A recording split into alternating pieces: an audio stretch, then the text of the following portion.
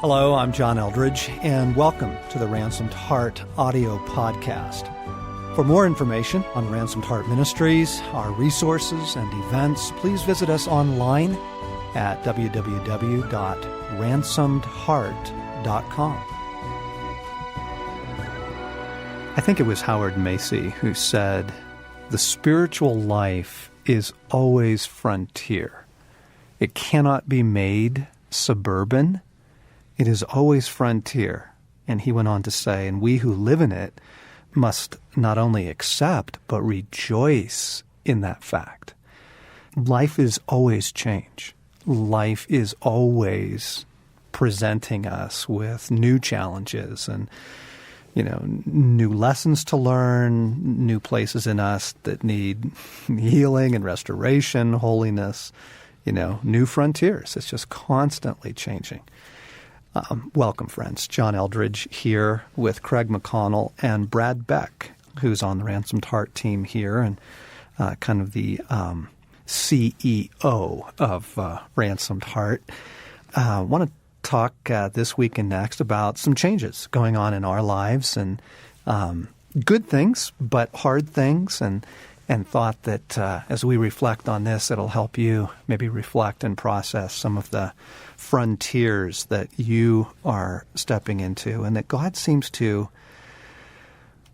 if not always, may I use frequently, be asking us to step into. So what do you want to start with first, Craig? Well, John, both you and Brad, this last few months have experienced some pretty big changes in your life and your family. Right. I'd just love to hear each of you frame that change. What has happened this last couple of months, weeks? Well, we've both put on weddings. We have. And we've both stepped into, and I want to say right now, I hate the phrase, so I'm going to rephrase it, but the popular phrase is the empty nest. Yes. I want to say something more like it's the empty house. It's the empty household. We both stepped into that, sending our last off to college. So both things have happened for both of us in the last 8 months, right? Right. Yeah, it's been 6 months, 7 months for myself and Lisa as well. So on a scale of 1 to 10, in terms of significant life moments. Oh, it's a 9 to me. Right.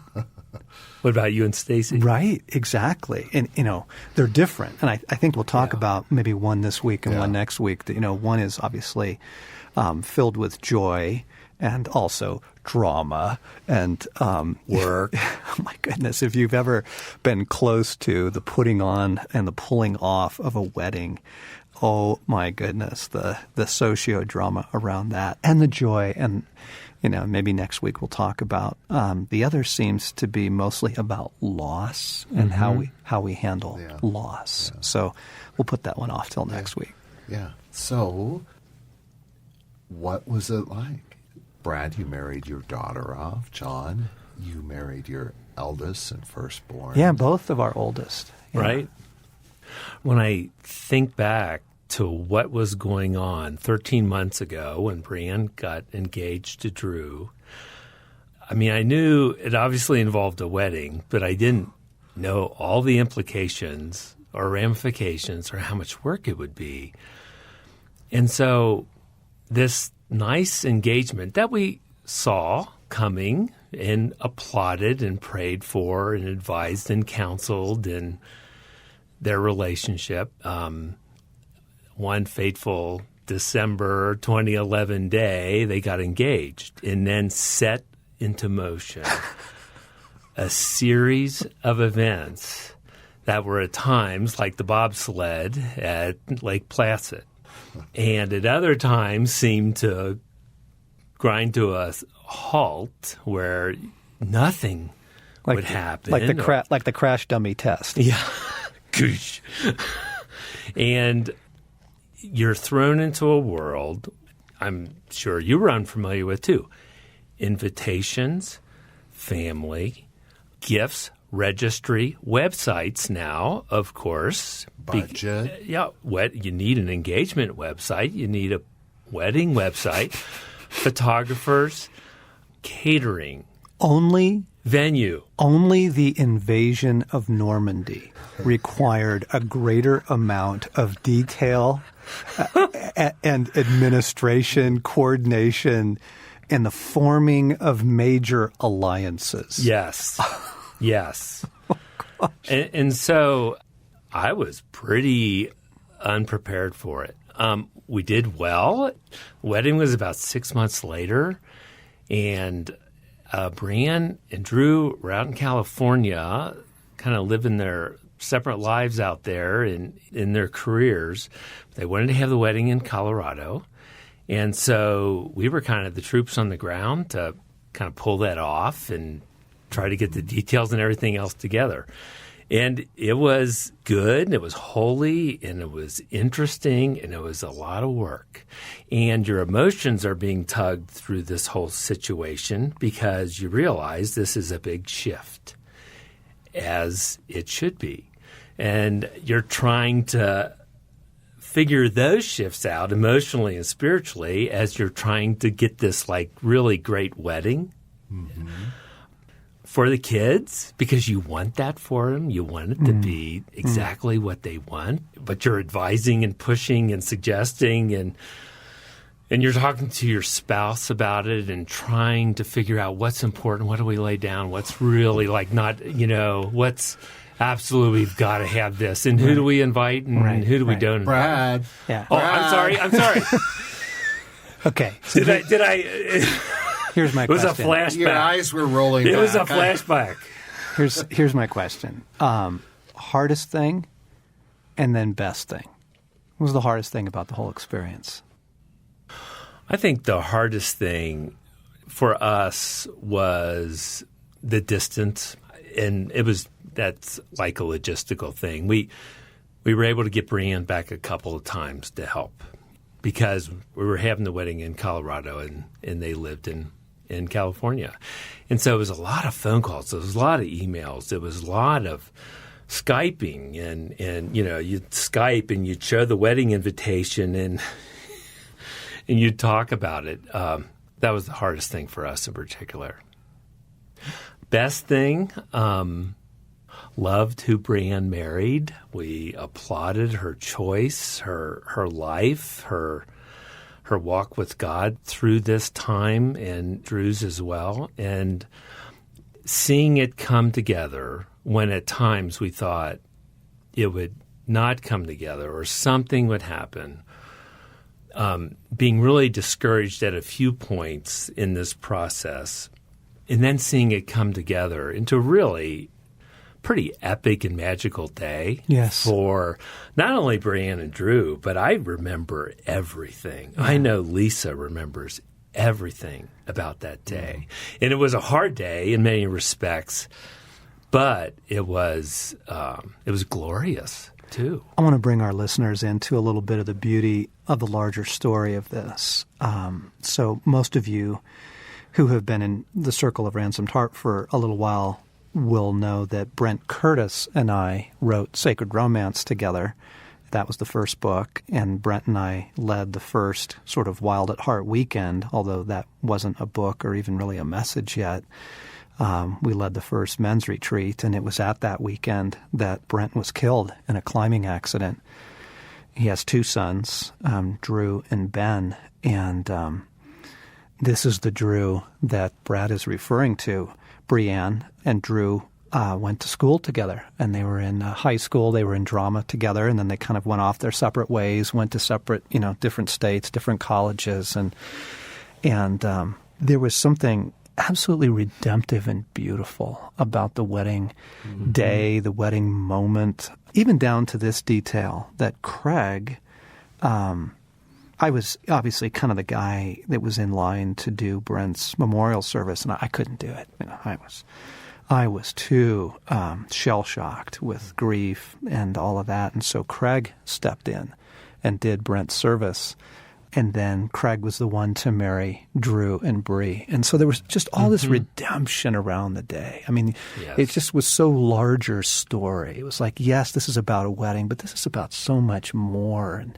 And you know, one of the most beautiful moments was the mother-son dance where Ginny, Brent's widow, and Drew were dancing together on the floor, and just seeing the redemption of all of that, and Bree's joy, and the Beck's joy, and the Curtis's joy, and I mean, it was just, and it was a purely joyful day. It wasn't tinged with bittersweetness. It was larger story. Right.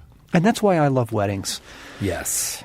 That's why I love weddings. I really do. They're so larger story, or they can be. They're meant to be. Yeah. You know, it's this mythic picture, obviously, of Christ and his church. John, you're just fresh off a wedding. I mean, weeks, days off a wedding. Right, 3 weeks ago. Our oldest, Samuel, we have 3 sons, and Samuel just got married, and it was epic. It really was epic. And one of the things that amazed me in this process that was that I cared more about his wedding than I cared about my own. Mm-hmm. And I cared a lot about my wedding. I mean, you know, it's almost 30 years now for Stace and I, and it was a beautiful day, and we were young and in love, and part of a sweet little tidbit of the story is she was 24, I was 23. Samuel married Susie Douglas. Susie's 24, Sam's 23. I mean, there's just some sweet things in that. But I cared more about, and therefore contended more. I mean, I'm just thinking of the prayer and the intervention and the binding of warfare and the shutting down of the thief of joy. I mean, friends, certainly you know by now that joy is opposed.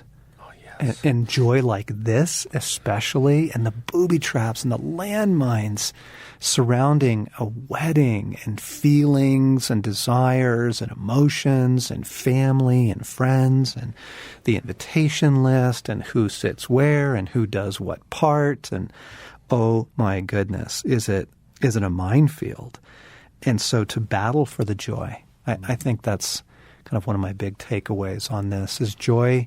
Joy is worth fighting for, and joy must be fought for. Best moment, John? Hardest moment? Well, I think the best moment, I was honored by Sam and Susie to do their wedding, to conduct the service. And so, my goodness, what an honor. And what an opportunity also. We so wanted it to be a kingdom wedding, you know, not just a wedding, but a kingdom wedding. And it was. And best moment was Samuel stepping into his kingship. And the wedding for him and for them really is the launch of their adult life together, and the accepting of, there was just this beautiful moment. Sam and Susie decided to serve communion to everyone who wanted to come, and so, you know, I served them, and then they turned and went forward and stood, and we invited the assembly to come. And first off, the number of people that lined up, the line stretched to eternity. Mm-hmm. It was just one of those holy, transcendent moments. But I love Blaine is middle son. He was Sam's best man. Luke standing by him as well. And Blaine said when Sam turned to offer communion, it looked like he had been crowned king of Minas Tirith. Mm-hmm. There was this accepting of a mantle. There was this embracing, and I just love the whole kingdom nature of it. To throw a larger story wedding is a really cool thing to do. Yeah. I mean, we had bagpipes, and the angels were there protecting it, and the prayers of the saints, and just even in the great cloud of witnesses, you know, to have so many people there, seasoned warriors in the kingdom, queens in the kingdom who have paid such price, and just the dignity and the nobility of the whole thing was just so wonderful. And the celebration, the dancing. Yes. I've never seen it at a reception. I mean, and this is the kingdom. You see, when you can bring the kingdom over something like this, when you can pray and secure it and you usher in the truth and the life and the nobility of the kingdom, the wedding was just holy and powerful. And then the reception, I've never seen this happen at a wedding. From the moment that the dance floor was opened, I'm going to guess that 170 of the 180 people there rushed the dance floor, and they literally did not leave it for 2 hours. Mm-hmm. I mean, just the joy that the kingdom can bring, and the transcendence and the happiness of it all. Few of us left the floor to catch a little air. Yes. But you're right. Yeah. Not for long, from what I hear. Well, and okay, here's just, friends, just another poignant, beautiful moment. So Craig's journey from our podcast of diagnosed with leukemia, coming through that, clean bill of health now, but all the recovery that's there, and to have you on the dance floor. Tearing it up like I haven't seen you tear it up for years. Yeah. I mean, just that, there was redemption everywhere. Yes. There was redemption everywhere in it. I love the kingdom. Amen. So, John, in all of that, your hardest moment was what? I think I experienced something, and this has happened over the years as a parent, something that really lets you more and more into the life of God. As your children grow, of course, their choices, they make more and more of their own choices, and they need to, and that's what you're trying to usher them into. You give them wings and all of that. Their choices become more and more weighty, and therefore the consequences of their choices become more and more weighty. And, as a parent, you want so desperately to intervene and, dare I say, control. Oh, yeah. I just was embarrassed at the level of control that was exposed in me as they're growing up and getting married and stepping out into their future and making weighty decisions. And so the hardest moment is letting them.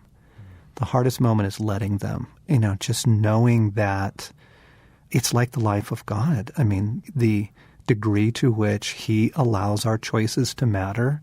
And you know, friends, that every meaningful lesson you have learned in your life, you have learned through pain, experience, hardship, trial, suffering, every meaningful lesson.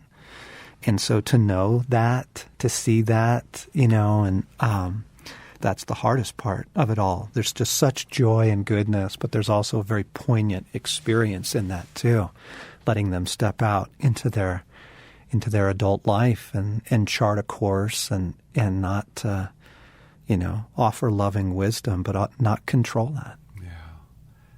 You have a few more weddings in you. I do.